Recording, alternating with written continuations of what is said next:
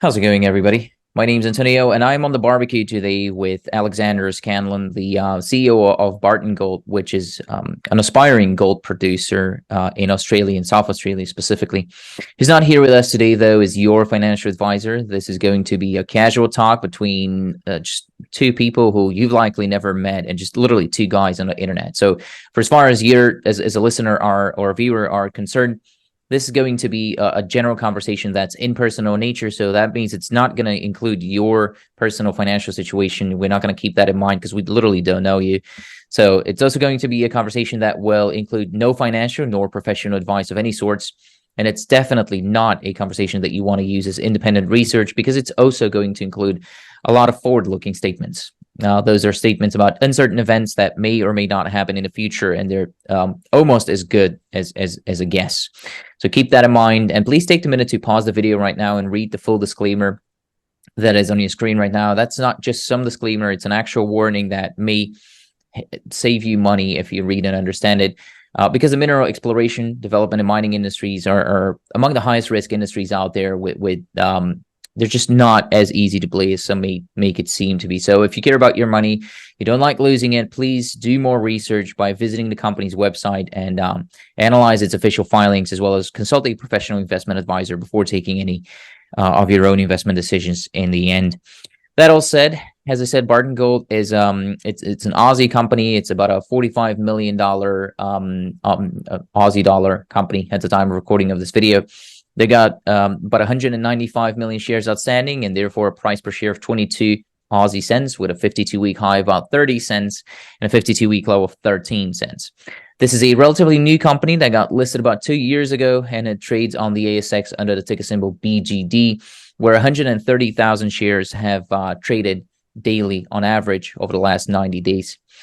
Roughly 40% of the company is held by the management and institutional shareholders, with respectively 24% and 16%, and about 80% of all the shares outstanding are in the hands of the top 50 shareholders.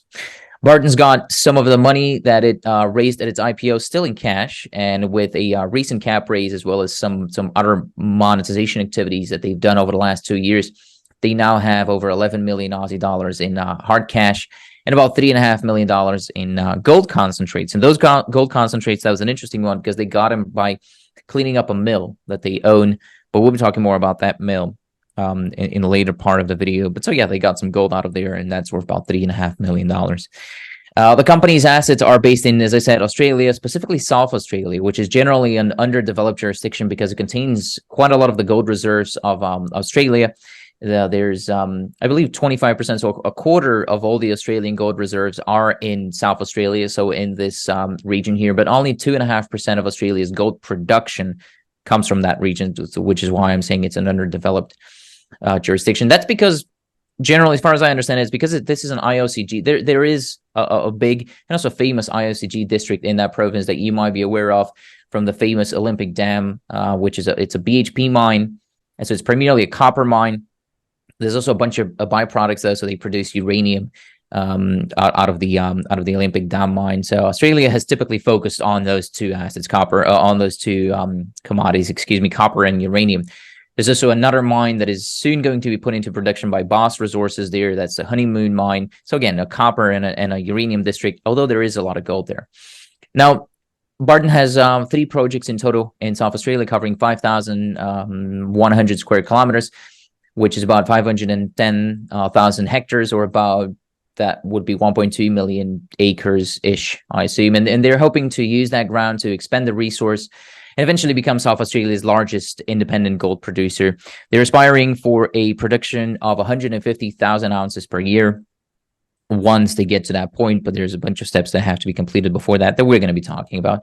The asset that is going to be the main contributor to that, and so sort of their flagship asset is the Tunkillia project, which sits on a 1,300 square kilometer continuous land package, and it already has a mineral resource there. It's a JORC compliant one. JORC, JORC, by the way, is pretty much the NI 43-101 of Australia. But so there is 1.15 million ounces, so 1,150,000 ounces of open pit gold in the Silco 223 deposit at an average grade of about 1 gram per ton. The 223 deposit is still open to depth, by the way, and long strike as well. So the company is hoping to be able to expand that mineralization there, as I said, which, well, that wouldn't be too unexpected considering that they've already grown the deposit twice by discovering 3 new zones of mineralization since they started, since 2020. Yeah, late 2020, I guess. Next to Tunkilia, about 70 kilometers to the north, which in Aussie terms, I assume is just right around the corner. There's an almost 1,700 square kilometer land package, also a continuous land package, where the Tarcoola project lies. Tarcoola is the site of an open pit gold mine that used to operate between 2017 and 2018, and it used to operate at 2.5 grams per ton. And again, an open pit setting, which is to say it's not low grade, not low at all. And there's also multiple artisanal mines around it. So again, that should also probably be suggesting something to the grade of the of the surroundings. Barton's near-term plan with this project, with the Tarcoola project, as far as I understand it, is to drill close to the historic workings with the hopes of making a discovery of that a discovery of a deposit that resembles the one of the brownfield mine. And they came up with that idea after doing some structural modeling as well as some geophysics, and the little drilling that they've done, which was 200 meters below the pit, has already helped them extend the mineralization. So that's what they're hoping for, and this could be an interesting point to talk about moving on as well. And finally, Barton's also has the Challenger project about 130 kilometers away from the previous one. So it's basically Tunkilia. 70 kilometers from Tunkilia is the Tarcoola, and 130 kilometers from Tarcoola is the Challenger. So Challenger is about 200 kilometers from Tunkilia. This is Challenger is another brownfield project. There was a mine that was operated for a long period there for 16 years between 2002 and 2018, and that yielded about 1.2 million ounces of gold throughout that period. This is not a focus for the company, though, as far as I understand it, this specific mine or project. I'm hoping I'll get some more insights on that as well. What is interesting at the Challenger project, though, is that there's a mill there. And it's a rather big mill. This is also the only gold mill in that region, I believe, in sort of a radius of about 300 kilometers. There's no other mills there. And this is a 650,000 tons per year of throughput capacity mill. So again, rather large mill. So not only does that mean that our projects around Challenger, if they ever come into production, can use that mill, and so make some extra cash for Barton. It also means that Barton can truck its own, or was it to put Tarcoola into production? They can truck it from Tarcoola to the mill, which was also done during the period in which Tarcoola was producing. So that's not a new idea, and it appears to be doable. The Challenger mill is not just sitting there, by the way, in the bush. There is a mining town as well as an airstrip, all of which are under care and maintenance as we speak, as far as I understand it. And that's also, I guess, to be used by Barton moving on. So that already, all that I said here already looks plenty to talk about, which probably means that it's time for me to shut up and welcome their CEO, Alex. Thank you so much for investing your time with me, sir. Well, thank you for having me. Pleasure's all mine, of course. What am I missing here in the overview? Did I get something wrong? Anything you want to add? That was a very good, very comprehensive introduction to the story. You've probably done my job for me. We have been working, building, making steady progress on all of these fronts. As you know, we are really focused in Central South Australia. South Australia is a jurisdiction that is, one, very mineral rich in gold, but two, has a very interesting history in that the majority of historical investment has gone into developing copper and uranium assets. So there's a really strong mismatch between the geology and the actual commercial opportunity that's being extracted there. What we have done when we think about that central Gawler Craton, the Gawler Craton itself is globally famous. It's right in the center of the Gawler Craton where you have that IOCG district. That's where you have BHP Billiton's Olympic Dam. And then you had Au Minerals with the Carapatina and Prominent Hill mines. BHP has now purchased Au Minerals. So they've consolidated that IOCG district. Curiously, you literally cross the highway that connects Darwin with Adelaide. And on the other side of the highway is a 130-year-old gold district with a history of high-grade production across a number of assets. And we've essentially consolidated every significant historical and producing asset in that district, including the only gold mill in the region. So our ground is a history of producing somewhere between 1.3 and 1.5 million high-grade ounces of gold. And the idea is that a lot of the technical work that was done in that area essentially stopped in terms of real technical work in the late 1990s when the gold price collapsed. So we've come back and we've consolidated this area. It's been heavily overlooked. And we have now, since we acquired these assets, we've more than doubled the resources. We've taken the company public. We have found multiple new gold zones. And we're just doing a lot of technical work to essentially build up and unlock that regional geological model, and then systematically go through, test the targets. And what we're finding is a very, very high hit rate, converting targets to confirmed gold mineralization and converting that confirmed gold mineralization into new JORC resources. So altogether, we now have about a 1.3 million ounce resource base. As you mentioned, we do monetize our assets. We own a mill, we own camps, we own airstrips. We lease those to third parties. We clean gold out of our mill. We're actually looking at processing some of our existing stockpiles that we have next to the mill.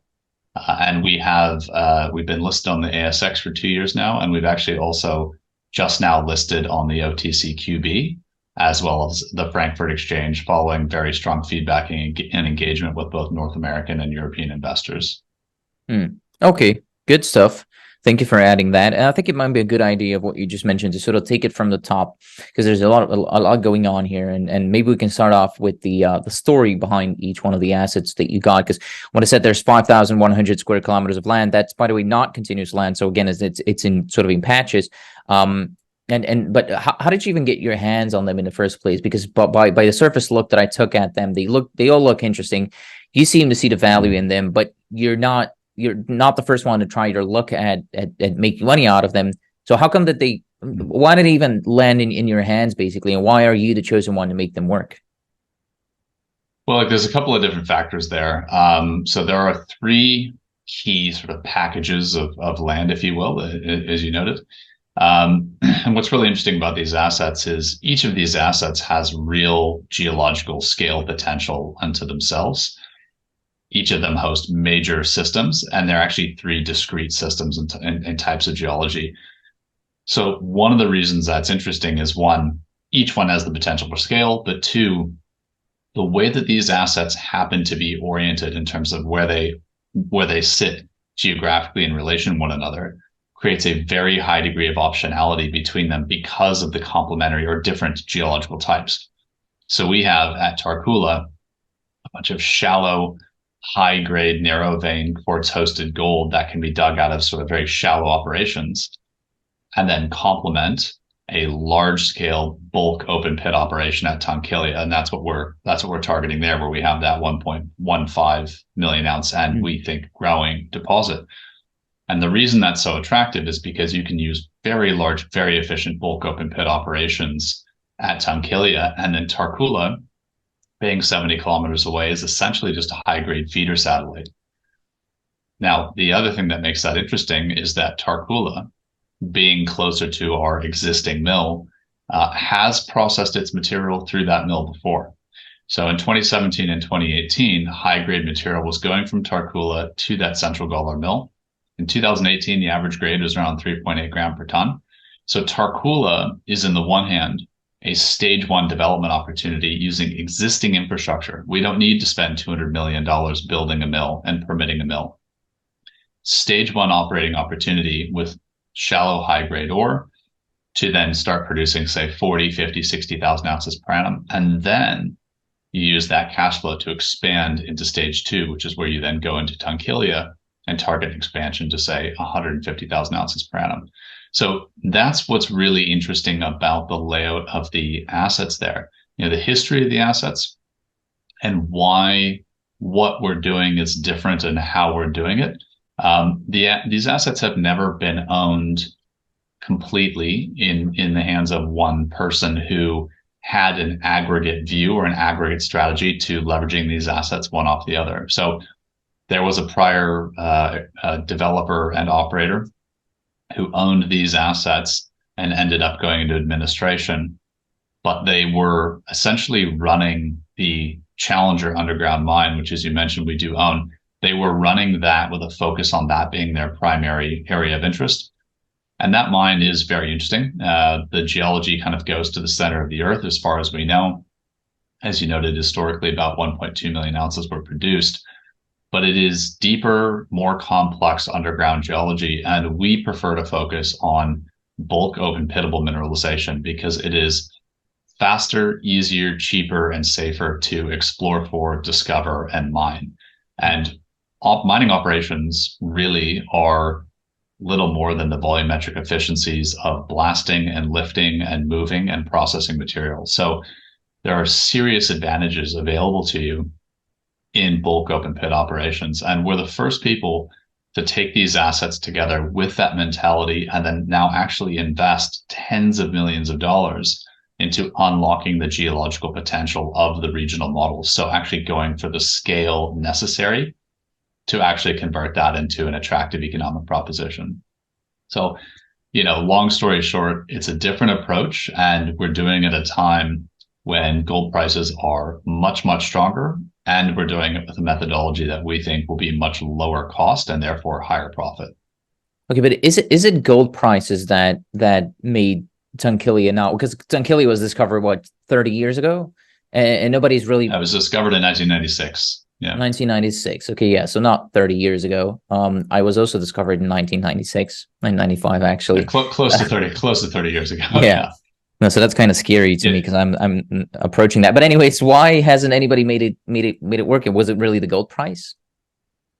Look, it's a common question, right? And I think one of the things that the gold price is certainly a factor, right? So if you think about the historical gold price, and if we think about the sequence of events in South Australia, so South Australia has had two major gold rushes. One was in 1893. So this was a really big gold rush that happened at the same time as the West Australian gold rush. And that actually happened on our Tarcoola tenements. So our mining lease there, where we have that high grade open pit, that was the home of high grade gold in South Australia and the site of South Australia's gold rush. So across that tenement package there's something like 600 historical high grade workings where people were scratching out gold at over 1 ounce per ton. So 30, 40, 50 gram per ton, extraordinarily high grade stuff. But nobody has actually put the model together for how do you unite that into a major large scale deposit and track the main structural sources of that gold. When you look at Tunkillia, that was the second gold rush. So actually both the Challenger underground mine and Tunkillia were discovered within 6 months of one another in late 1995 and early 1996. So there's this enormous rush of interest in gold in South Australia. And a whole bunch of investment was made in the space through 1996 and 1997 and going into 1998, just in time for the gold price to crash. So if we remember sort of our gold price history, as you got into the late 90s, getting into 1999, peak tech boom, you started to hear a lot of things like gold is dead and tech is the new gold. I remember trading that market. The US dollar gold price got down to about almost $250 per ounce. And so there was an immediate withdrawal of interest and investment in gold. And when you fast forward 10 years, what happened? The gold price recovered. It went past $500 US and then 600 and 700 and 800. And then during and through the GFC, it went to, nearly $1,200 per ounce at one point. But what's really interesting, and it's a feature of the sort of investment methodology I've always employed in resources projects, and I've been doing this for close to 15 years now, is mining is a very interesting market where a lot of times something that is very attractive is kind of just forgotten about. And it doesn't require 3 generations to pass. It doesn't even require 1 generation to pass. People tend to have a sort of a momentum of memory, a critical mass of memory. And so when the gold price came back and exploration came back, people went back to Western Australia and people went back to places in South America and they went back to Queensland. Curiously, people did not go back to South Australia. So we kind of just spotted this opportunity where people were overlooking this and went after it. And when we talk about, why was it not done and how come nobody could really make it work? Actually, people didn't really try. So 90% of the drilling that was in the database, when we acquired these assets with Tunkillia, we acquired a 250,000 meter drilling database. 90% of the drilling that was done in that database, if you think about the gold price when that drilling was done, was done at about a weighted average gold price of $400 per ounce. And when the gold price is low, you can only drill so deep. And as the gold price rose, people just actually didn't go back and say, wait a minute, does this model connect? Does it make more sense if we go just a little bit deeper? That's what we've done. And we've identified that indeed, this is big, broad, continuous mineralization that just continues and extends. And we found new gold zones. And we're really only just looking in a small area of that tenement. So the gold price is part of it. Doing just sound geological work and going back to basics is part of it. And then also looking at ways to, de-risk a project and improve the overall profile. It's almost a project development approach to what you prioritize in exploration. And that's a different way than many sort of explorers approach it. The final answer to the long response is that one thing that is very common in the mineral exploration industry is that a company or companies will have 10 different projects or 5 different projects. And so only their most favorite assets get actually fed resources because capital is scarce and exploration is expensive. And these assets just happen to be bouncing along as kind of the third or the fourth fiddle in portfolios of prior owners who had other very exciting exploration assets elsewhere. So they just didn't get the love. And we actually think that's going to prove to be one of the biggest mistakes that these companies have made in their entire existence. Well, that's an interesting point as well, because the if I'm not mistaken, the previous owner of Tankilia was working with a higher grade assumption that you are. I believe they were above a gram per ton, and now you're a little bit below it. How come? Is that just you being conservative, or is it something that they missed, something that you added? I don't know. It's a combination of factors.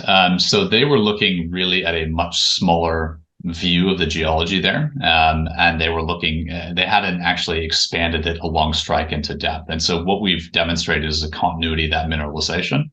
And again, we're looking not to just do an open pit, but a bulk open pit. We don't want to be using 1 meter buckets. We want to be using 3 meter buckets because the efficiencies there in scale are dramatic. And that's what drives low cost and high profit. So that is a big impact there. We've taken it out into material that is very economically mineable, but which does bring the average grade down. And then the other thing that we have done is saying, well, for the material we've modeled, we have brought in very, very strict restrictions. In the modeling world, you'd call it grade capping. So when we look at the variography of the distribution of the assay results to the deposit, we have essentially outlawed in our modeling high grade outliers above a certain level. And so what that does is it's meant to be a conservative model, a conservative approach to modeling to make sure that you're not having some selective high grade hits artificially skewing up your overall grade model. So we've put very strict grade capping in there. And the reason we've done that is our approach is to actually look at this as, we're modeling resources the way we might expect to model an actual operation, which is again different because most people would seek to only sort of enhance the highest grade. They would exclude all the waste possible from the resource and just only highlight the highest grade resource. We've actually also brought in waste. So when you think about this material, we have 50, 60, 80, 100 meter wide mining widths. So a football field tipped end to end inside of the pit, that is the width of the mining floor. It's an extraordinarily efficient way to mine. When you're working your way across that, if you come to 2 or 3 meters of waste, you're not even going to slow down. You're going to go straight through that. Most people would model that as essentially a void in the model and assume that it's not there. We actually just put that in and say, that's all going to go through the mill because we're going to be, mining this thing like we're building a 20-lane highway. So that actually is the effect of also reducing that grade. The idea here is to be very confident moving forward into feasibility studies and to be targeting very, very strong grade reconciliations and outperformance instead of leaving yourself exposed to the risk of having underperformance, which is very, very common in the mining industry when people kind of choose to look to the more sort of, more speculative or hopeful approaches to grade modeling. Yeah, if there's one thing that disturbs me a lot is over promising and under delivering. So that's essentially what you're Yeah. saying here, which makes sense. I'm glad you brought up continuity though, because when I look at some of the when I look at some of the long sections and so on, it seems like there are pockets of high grade within some of the lower grade. So it's like pockets of high grade and then lower grade around it, not low grade, but lower grade. And but so there's also some pockets of well, basically nothing. So is it? I mean, how's continuity? You say it's continuous, but is continuity going to be an issue here, or how do you look at it? No, it's very continuous. I mean, in all geological models, there's you have maybe resource, and then you have waste on either sides of that, and you have different structures that might weave together and different domains of the resource. So in our case, there's sort of 5 or 6 main domains in the Tunkillia deposit, but where you're mining in that material, you have 40, 60, 80, 100 meters of mining width. So, and that material just goes. So we've cut off our resource modeling at a 0.4 gram per ton cutoff. If you actually look at what the natural cutoff is in the resource model, it's probably closer to 0.25 gram is where you find that sort of cutoff between mineralized material and non-mineralized material. So that continuity actually extends way outside the block model that we've put together. So no, continuity is actually quite strong there. The key thing, as you noted, is actually the thing about the continuity is you want to actually look for the stretches of it. You're really thinking about things like, one, well, can you trust the geology? But two, what are the portions of that model that you can mine the most effectively? And that actually goes to the question of, well, are there higher grade zones as well? Because when you start a mine, you want to bring forward cash flow as much as possible to cover the cost of starting that particular operation. So that's where the higher grade zones come in. And in the Tunkillia project, we happen to have about a 300-meter long high grade zone in the middle, where that is naturally where you're going to start the operation. And we have some mining blocks there that are grading up to 5 to 10 grams per ton. So you have that. You open a high grade pit on that, and then you open the pit to the north and to the south to set up for big bulk operations. And we also have a supergene zone, a shallow supergene zone that runs the whole length of the deposit that will essentially pay for us to do that. So this is where the development geometry, if you will, gets quite interesting. And that's one thing that caught our eye about this deposit. Once you scale it to a certain point, it's actually a very attractive development of geometry. And that comes down to mine scheduling and timing of cash flows. And that is how you actually cross those really important bridges in development timing. How's the strip going to be while you're doing that, though, the strip ratio? Because looking at, again, the long sections, it seems like there's a pipe of higher grade mineralization that extends to depth, as you explain sort of the zone in the middle. That's sort of the higher grade, but it also extends deeper than most of the rest of it. So how's strip ratio going to be at the beginning when you start it? Yeah, so the higher grade zone sits within the broader resource block model and the pit model. So the existence of that high grade zone and where it's located won't affect the strip ratio at all. It'll just be the first material that's mined out, and then we're immediately going into lower grade material. Naturally, when you start the operation, obviously you take off the overburden. And when you start the operation there and you're just working within this big broad zone of mineralization, you're going to have a lower strip ratio, because the strip ratio is just the ratio of waste to ore. And there's going to be much, much more ore relative to waste in the shallower portions of an open pit mine once you're on that ore. So that's one of the things why it's so attractive. If that high grade zone were deep instead of shallow, you wouldn't have essentially that really big rush of free cash flow right up front to quickly generate income and pay back your development costs. But as you go down over sort of the life of mine of this of the model, the strip ratio will get up to about 6. But in the early days, it'll be much, much lower than that, because you're essentially everything you're digging is ore. So that just comes to, again, the mine scheduling, but essentially the blessing of having that really big rush of rich cash flow up front, as opposed to having to dig, get into higher strip ratio areas and aim for that payoff later. Because as we know, $1 in 6 years is a lot less valuable than $1 tomorrow. So I guess I'm getting a better idea of that asset specifically. I'll be asking some questions about Darcola and Challenger as we go as well, but maybe you can also walk me through your timeline of what you're doing, when you're hoping to have that into production, and how you're going to take it. And also, I mean, mention Darcola and so on and so forth here. Yeah. So the idea for us is as you mentioned, we want to be targeting about 150,000 ounces per annum. That would make us the largest independent primary gold producer in South Australia. And we kind of see this as like a 4 to 5 year target. But because of the orientation of the assets, because we have an existing mill, what we're looking to do is actually now accelerate some more of the high grade resource definition at Tarcoola and essentially bring forward operations into a stage one operation or an earlier operations opportunity. Because Tarcoola can both be a high grade satellite to Tunkillia, but it can also be a standalone operation using our mill. So we did, as you know, we did a little bit of a capital raise earlier this year. We were very well capitalized after putting out our latest resource update for the Tunkillia project.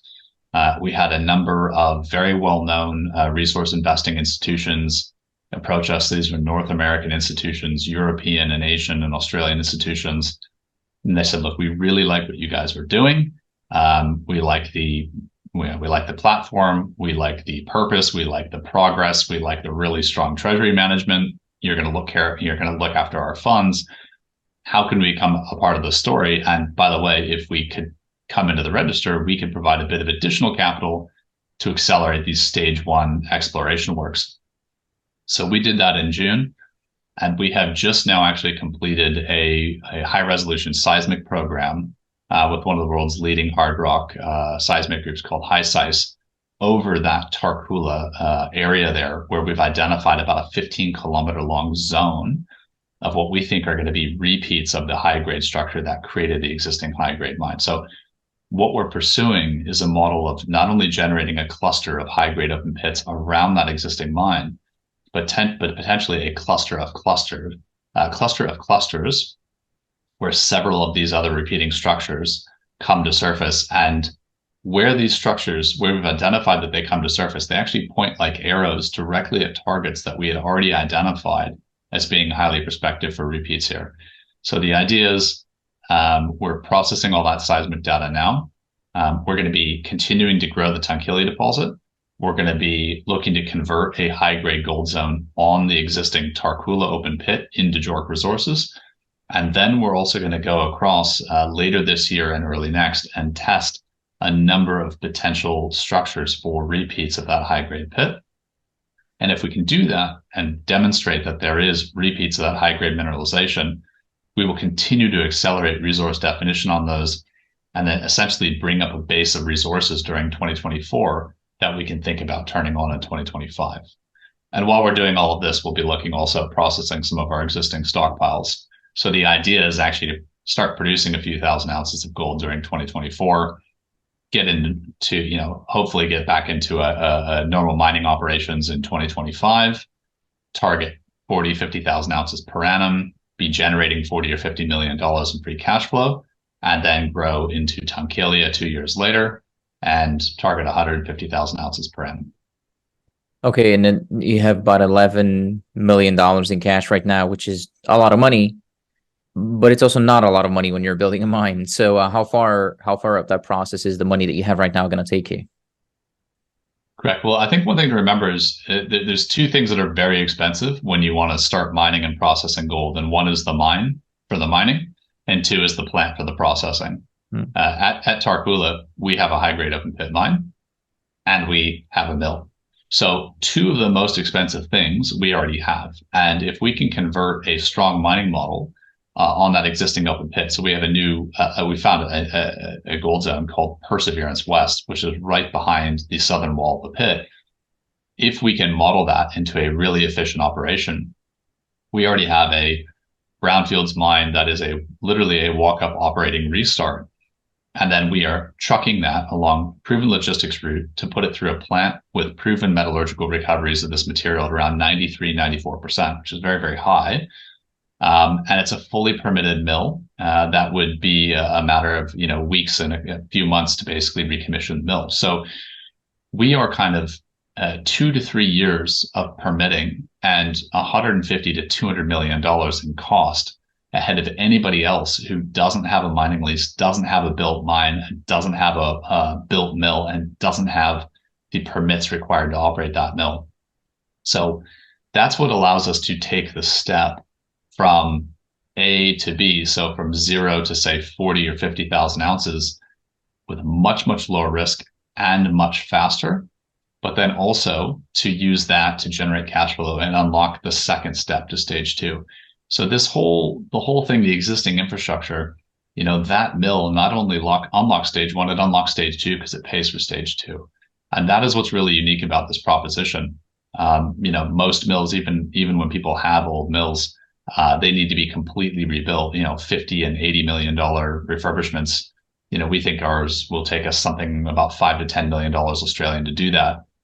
And when we think about the cash that we have, we've got about $10, $11 million in cash. We just put out another announcement earlier this week. We've got about $4 million of gold and concentrates. And we have the ability to leverage our existing stockpiles to produce more cash. But we also have, let's not forget, $100 to $150 million mill. So when we want to restart operations, we can actually borrow and use credit to fund that. And if we're talking about borrowing $10 million or $15 million to fund an operation with a $100 million mill, that's a very easy proposition to consider because we're not building a $200 million mill. So it's, and this is what I do, resources finance and structured finance, and both on the credit and equity side is sort of what I've done for the past 15 years in Australia. So it's, I guess to us, we don't sort of, we don't see that as a hurdle. We actually see that as quite a springboard. Okay. So you're going to be financing that, because that would have been a follow-up question of mine. How are you going to finance it? You're going to finance it with own cash for a portion of it. You're going to go for a loan for a portion of it. And then I assume a part of it is also going to be shares, with what I hope are going to be strategic or long-term shareholders. Do you have an idea of who might be financing you beyond obviously your own cash flow and the bank financings, like in terms of shareholders? Who do you think you can bring in? Well, look, we just brought in 6 new institutional investors in June. So we are attracting a lot of attention, I guess, in sort of these specialist resource investment circles. We have between 8 and 10 institutions on our register currently, some who are, I guess, happy to be named, and others who prefer a bit of anonymity. But, we have groups like Merck Investments. They run the ASA Gold Fund. They own nearly 5% of us. Ixios Asset Management, Ballingal Asset Management, Collins Street Value Fund. Argonaut Capital just launched a new gold fund, and we are one of these sort of maiden investments in that. So we are building an institutional awareness, and that's really following essentially our track record of not only consistent exploration and sort of corporate development performance, but really, really rigorous treasury management. Because that not only tells every other shareholder, but it tells an institutional shareholder that, hey, if I come in and I support this company, in the first place, they are going to defend my capital and use it really, really well. So if this is the only check I write, then I'm not going to get diluted excessively between now and when they do turn on operations. But it also says that, hey, this is a team that's demonstrated to me they're capable of managing capital. And when they want to come back and they do need more capital, I will be happy to participate because they've proven how well they're managing it. And that's really, that really matches very nicely with the investment model for many resources funds, because they tend to enter in multiple tranches as things move forward and get more advanced, and also as they get comfortable with how the team is managing the investment capital.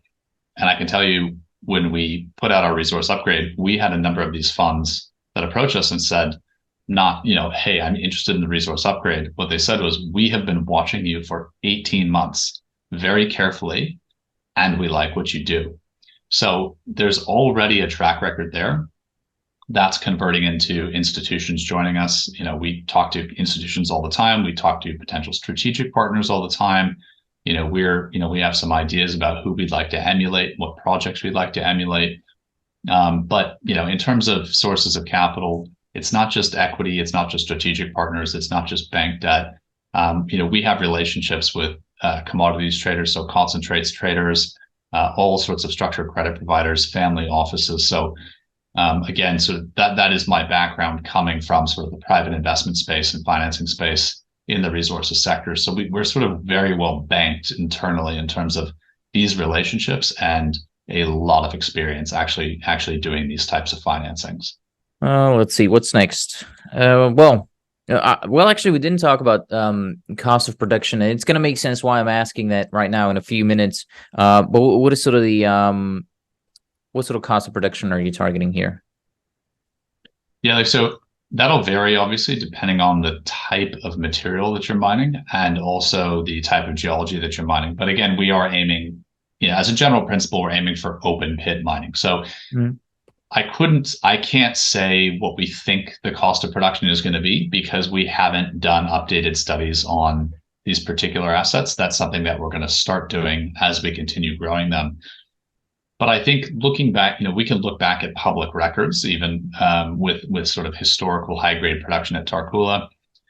And I can say, that if we're operating a Tarcoola operation the way that, we knew it was running before, using an existing mill, so we don't need to build a new mill and pay for a new mill, we would be aiming to be producing 1 ounce of gold for conservatively under 1,500 Australian dollars, or roughly speaking, 1,000 US dollars. Mm-hmm.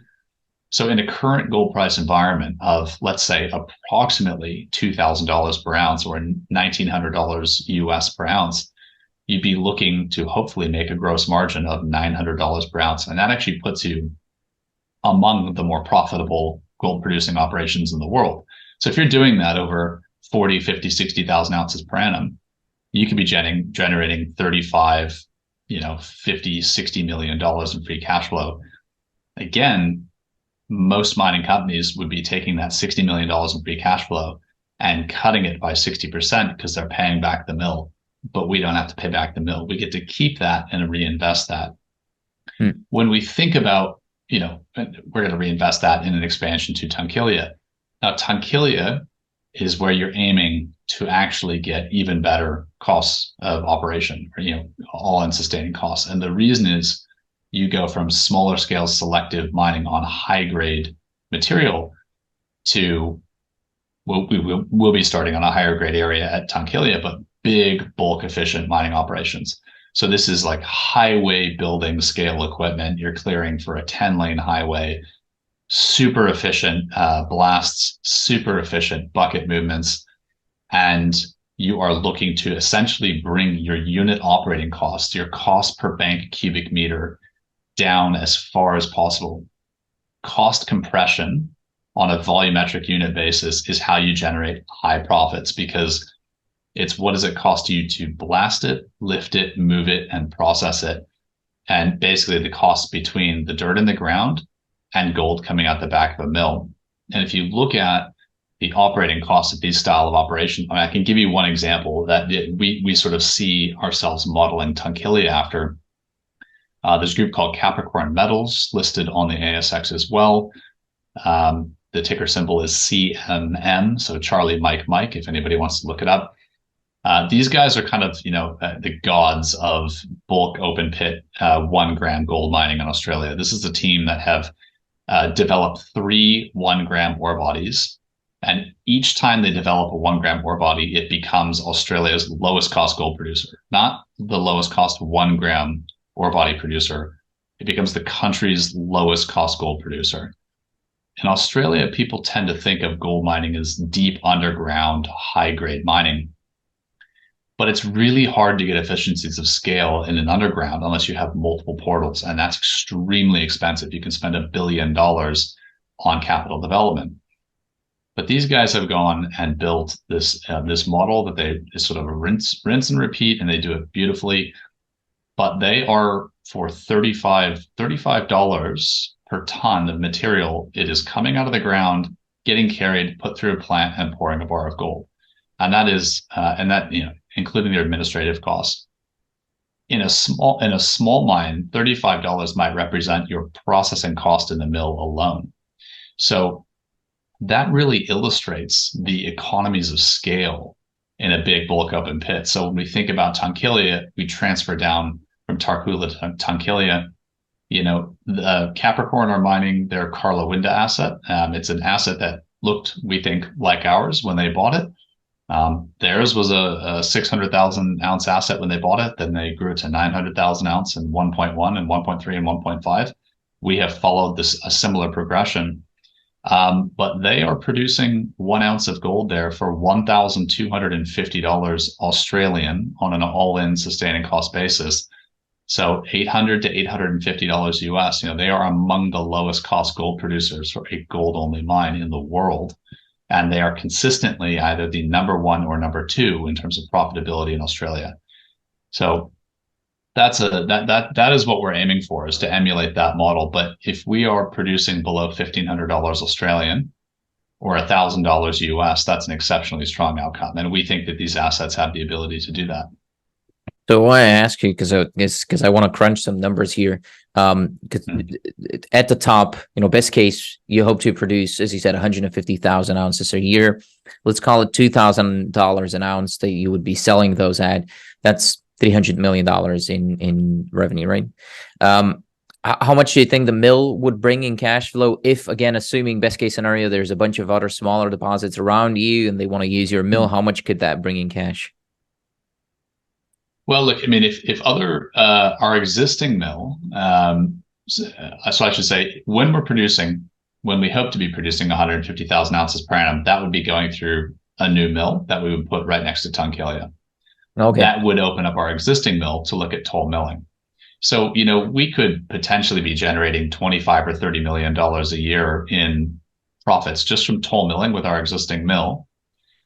And then when we look at the mill that's producing that 150,000 ounces per annum, again, for sake of simple numbers, if we're targeting to beat or be better than $1,500 Australian per ounce, or about $1,000 US, we would be looking to make a $1,000 US per ounce margin on 150,000 ounces per annum, plus whatever toll milling revenue we're generating from our existing mill, the current mill that we have. Okay. So that'd be, because you said profits from that mill, that's $30 million in profits, then I assume. Yeah. So I'm thinking in sort of Australian dollar terms there. Okay. So let's say take that by 2/3.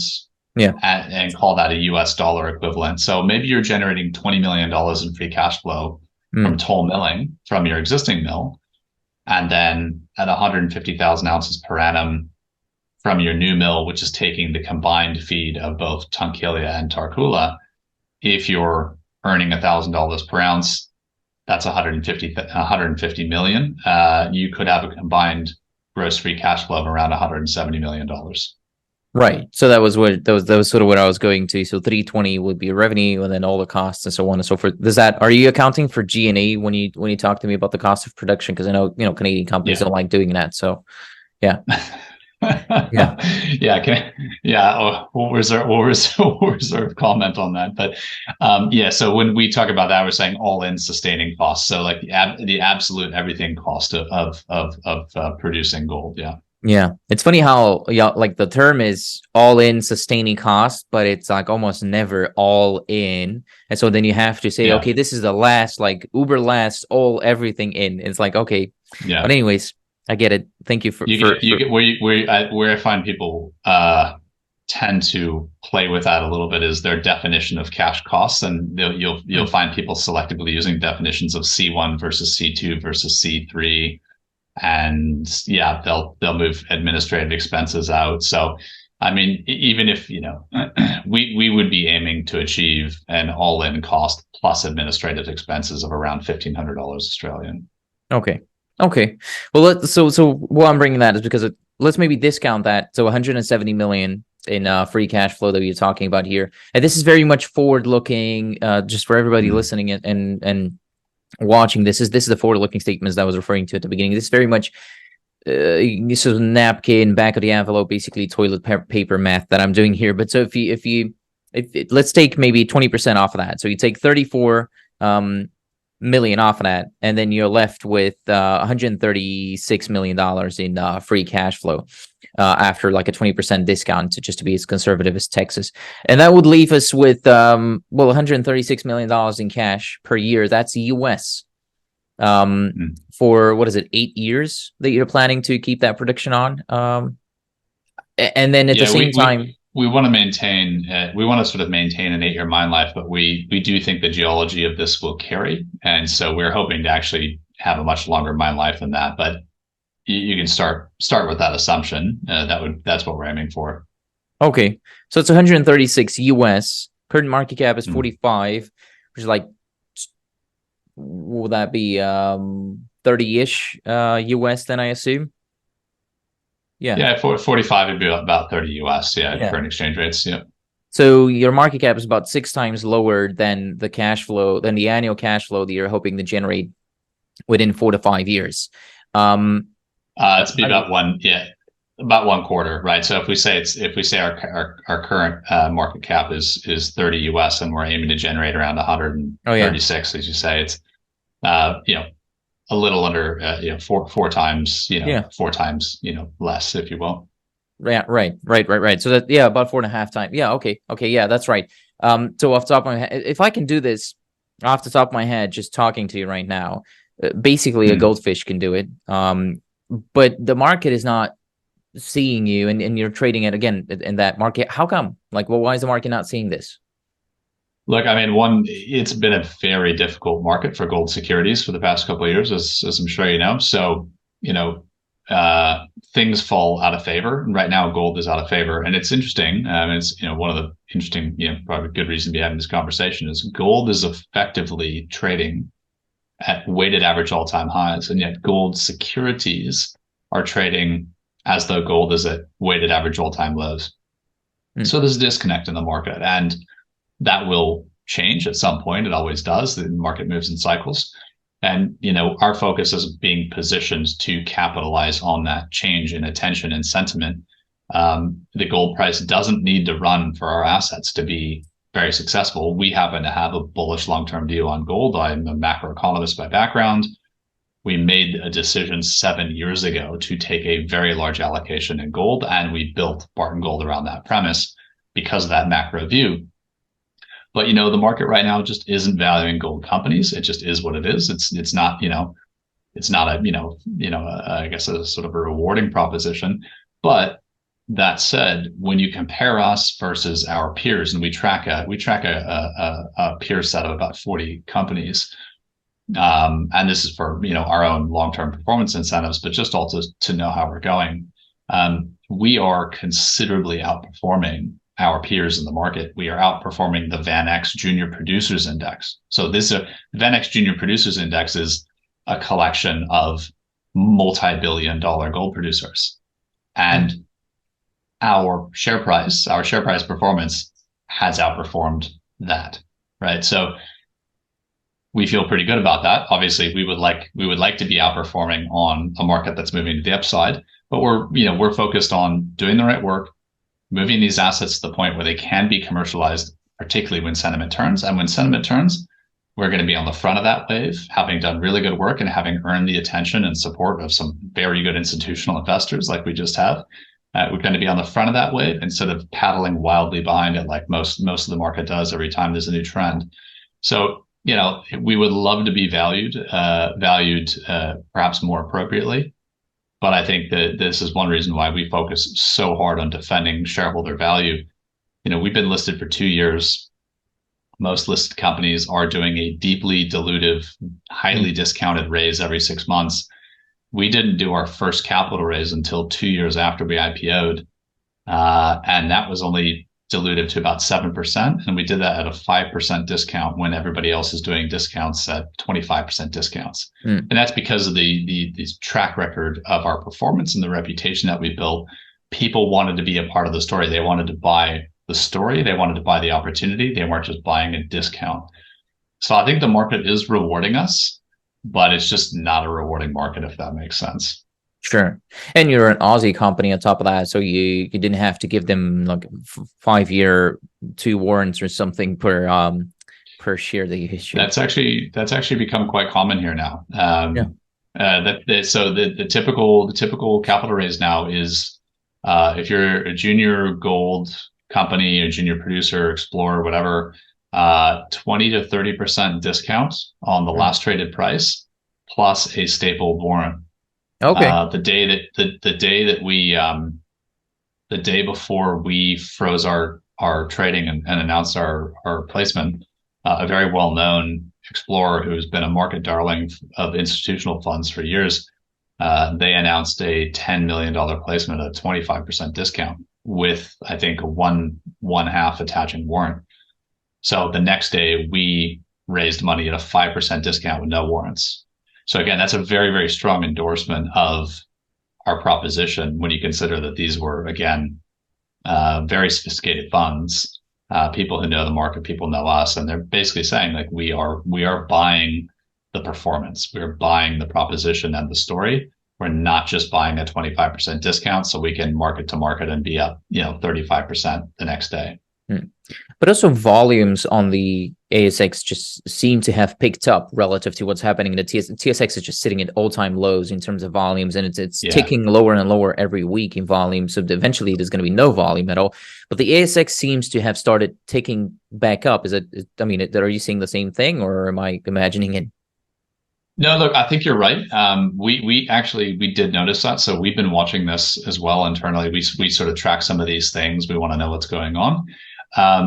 We've noticed that ourselves. We've also heard that from brokers. We've heard that from other people in the industry. And likewise, we talk to people in North America pretty frequently, and we have been hearing basically how bad liquidity is, particularly in the Canadian junior markets. And, I mean, for me, I think it's an interesting phenomenon because, traditionally the Canadian junior markets are very supportive, very active in sort of the junior end of the mineral exploration industry. There's probably a much broader discussion to be had around that in terms of, are people feeling the pinch with inflation, right? I mean, North America, inflation has hit North America, cost of living. Inflation has definitely hit in a way that the US and Canada really haven't experienced historically. Does that mean people have less disposable income to invest in these things? Maybe. Is that the chief determinant? Maybe not. But we have seen in Australia, where we are dealing with high cost of living inflation here as well, but we are seeing an increase or an uptick in liquidity, and we still have strong IPOs occurring. We still have companies that can move with the market and move the needle with significant outcomes. So I do think that the Australian market's probably one of the more interesting places to be invested right now.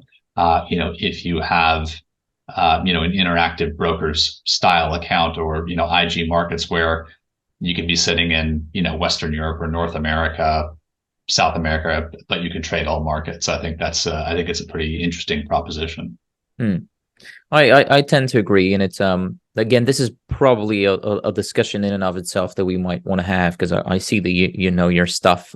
So I'll follow up on that possibly after this talk, but I want to be respectful of your time. And I realize that we haven't talked much about South Australia as a jurisdiction. So I understand it's a pivot in the conversation, but that's something that I wanted to get through a little bit. And because, as I said, Australia is such an obvious gold jurisdiction, as you mentioned as well. Yet South Australia produces about 2.5% of the total gold output of the country, while holding, as I mentioned at the beginning, a quarter, so 25% of its reserves. Why is that? I mean, besides having focused on IOCG, as I mentioned, is it more expensive or challenging from a First Nations perspective? Is it hard to get permits on big holes in the ground? What is it? No, look, I mean, it's really quite the opposite of that. I mean, we have a lot of very big holes in the ground. South Australia is one of the world's foremost producers of ultra high grade magnetite iron ore. It's very well known for producing an ultra pure, ultra clean iron ore. South Australia is the Chile of Australia. It's the largest copper producer in the country. It's a huge copper producer.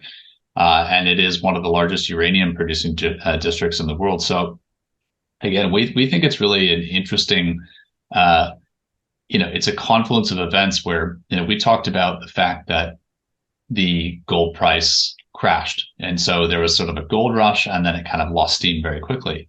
We've talked about the fact that there was a really heavy focus on producing copper and uranium. What I didn't mention is that those things happened almost exactly at the same time. So momentum kind of just ran away with copper and uranium. And then what happens is people tend to go and they try to sort of play the neurology game. So you tended to see a lot of investment go towards copper and uranium exploration and development, kind of at the immediate periphery of the world's, some of the world's largest copper producing assets. And, Olympic Dam, BHP's Olympic Dam is sort of the biggest everything deposit. That mine will operate until mankind disappears, probably. So it's really just a confluence of these circumstances. And again, when all the investment capital is chasing really deep IOCG copper phenomena 200 kilometers to the east of us, and that capital is not producing or not pursuing gold, there is a huge body of work and knowledge that's just not being generated. And so it doesn't sort of draw more investment and more investment. People go where it's easy to piggyback.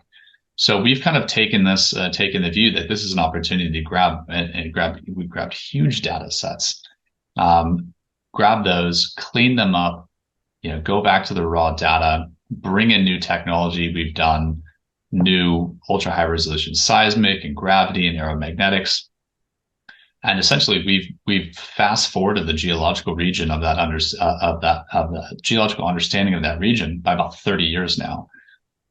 And that requires more time and more effort. And a lot of people don't want to do that, or they don't have the money to do that. We came and we said, when we bought these assets, before we even took them public, we put another $8 or $10 million into them privately to really build up that geological model. And then we've, done close to another $15 million since we've been public since. So we said, we're going to step back and we're going to invest the serious amount of work and time and capital required to actually make this work, to bring this back from the past. And that is the difference. That's the explanation. It's just, it's a phenomenal mining jurisdiction. It's some of the most skilled workforce available in Australia. Across the highway, we have thousands of some of the most trained mining engineers, geologists, pit technicians, operators. It's a fantastic place to work, and the government of South Australia is, it's one of the best partners you can have for developing a mining asset. I mean, assuming you've done things right, and assuming that you have all your environmental and heritage clearances and everything in place. But we have excellent stakeholder relations, and we really did focus on that. So we focus on people. That's including, that means people in our company. We have an excellent team with our leadership team over 200 years of experience discovering, permitting, financing, building, and operating major mining assets around Australia. That's with a particular pedigree in both gold and South Australia. But we also focus on maintaining really strong stakeholder relations. So that's our neighbors on the ground in terms of pastoralists. That is our native title partners, or First Nations in the North American parlance. And that is the government. And we work really, really closely with these people, and we get a phenomenal amount of support from the South Australian government. The last year that they ran a grant program, which is called the Accelerated Discovery Initiative, it's about a $3.5 million pool of capital. There were about 30 applicants for that capital, with about 50 different proposed projects. And we submitted some proposed work programs. We were awarded fully 20% of that capital.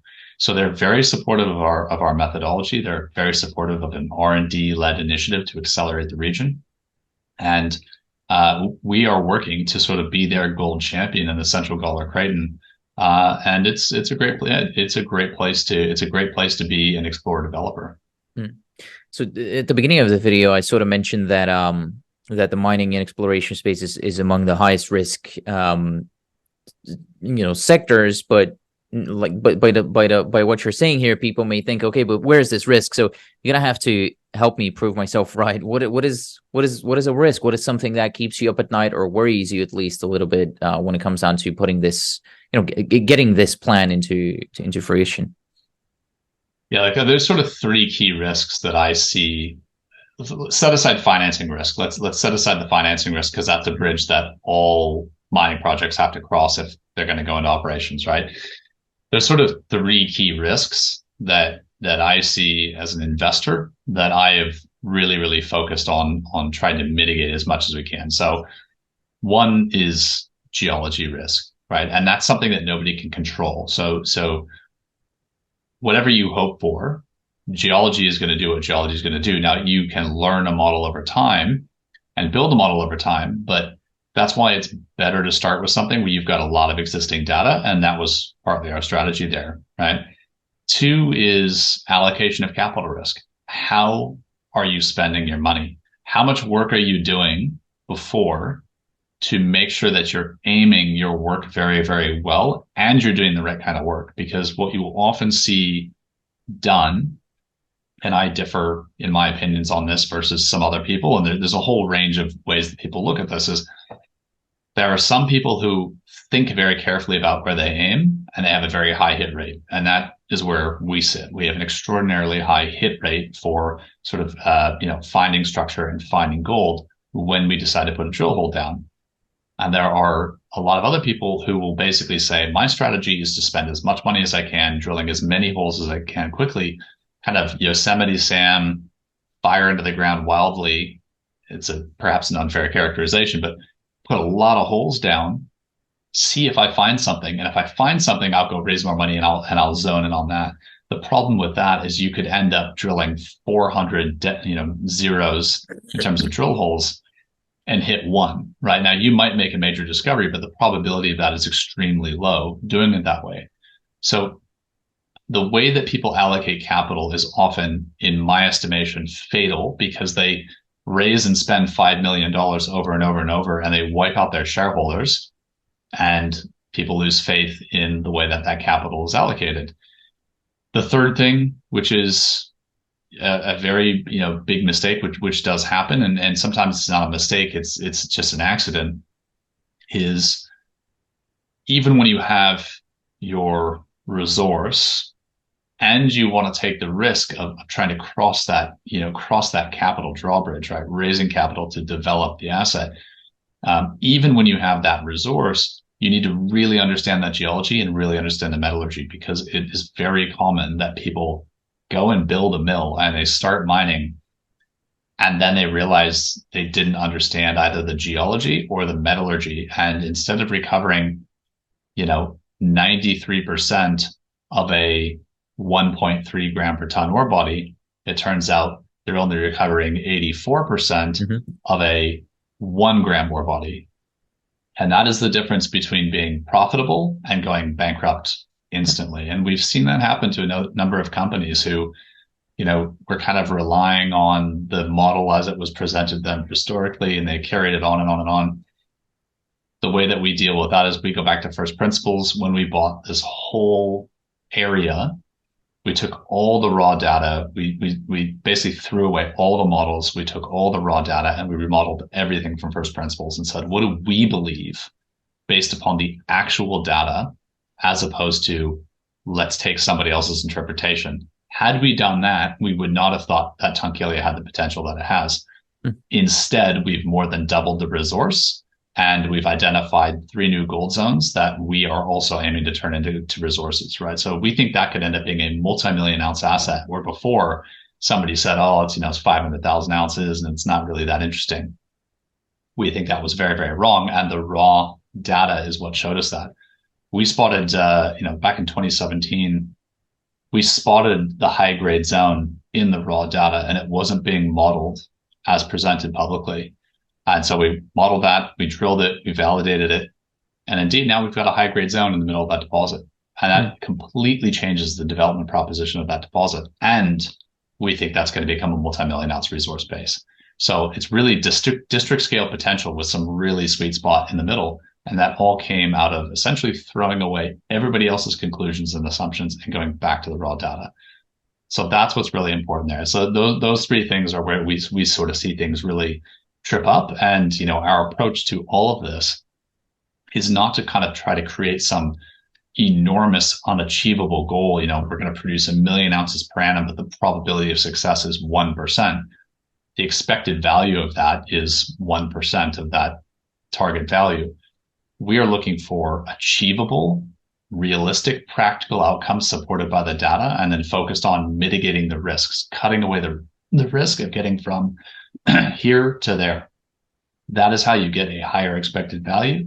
That is how you have a higher consistent performance, and that is how you do get the project to and over the finish line into a successful operation.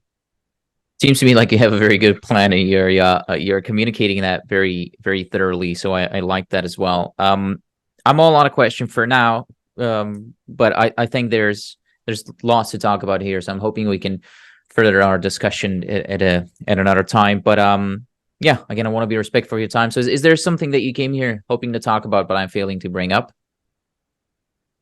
You have really covered the gamut. We all I can say is keep an eye on the horizon. We're going to be putting out a lot of announcements, steady work going on. One thing that is very interesting is we are actually engaged in an R&D initiative where we are bringing machine learning and AI into the central Gawler Craton. And we're helping a company that's known for this technology build this model over this region. Not only on our ground, but for 60,000 square kilometers around it. And we will have the exclusive use of that technology when it's built for the identification of gold and copper targets. So we think, we're thinking 5 and 10 years down the pipeline, but we're also thinking about how can we bring that pipeline closer by potentially generating some really exciting outcomes using new tech. So it's a lot of different sort of, strings in our bow, if you will. We're now listed on the ASX, that's BGD, on the OTCQB, that's BGDFF, and the Frankfurt Stock Exchange, that's BGD3. So a lot of ways to invest in us, a lot of ways to be very, very well informed. Our website has a ton of media that we generate just to demonstrate, show people what we're doing, where we're working, how easy and accessible it is, as opposed to many of these really big sort of Canadian projects where you need $2 billion worth of infrastructure. So come, check out our website, and we're very accessible. If you have questions, let us know. I clearly love discussing this stuff. I can attest to that because you got back to me pretty quickly, which is not necessarily normal, especially in this market. So and then there was also a mini documentary done by the Weekend Prospect or something like that. It's an Aussie show that people can check out.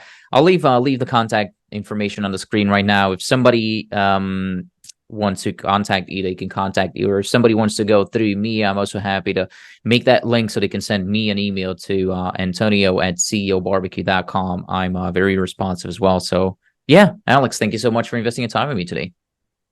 No, thank you very much for having us.